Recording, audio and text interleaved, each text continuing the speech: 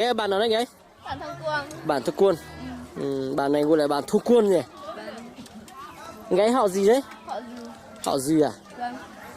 Gái năm nay bao nhiêu tuổi rồi? 16. 16 tuổi. Vâng. Khi đây có phải người yêu của gái không?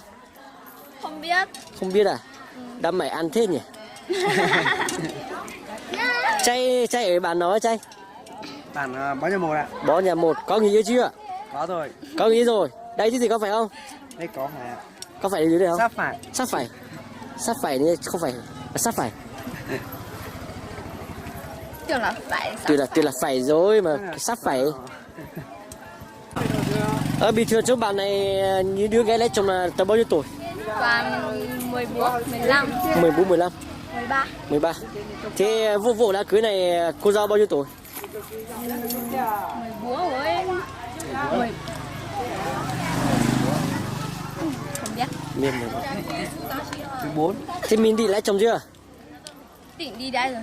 Định đi rồi. Vâng, đi nhưng mà chưa có ai. Chưa có. Chưa có ai lấy. Có cái photo bắt chồng không? Không. Không có. Thế photo bắt vợ, có photo bắt vợ không?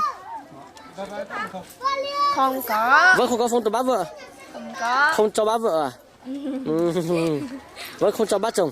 Vâng. Yêu nhau là lấy nhau, hai người dắt tay nhau đi. Đúng rồi. Thế mới ngon nhỉ. Còn bắt vợ bắt chồng này bắt buộc thì không được nhỉ. Đúng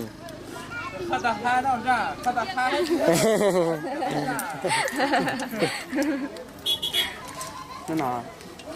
Nó nọ ta, nó nọ. Ôi đôi này đi chơi rồi. Tí lại có thêm vụ đám cưới nhỉ.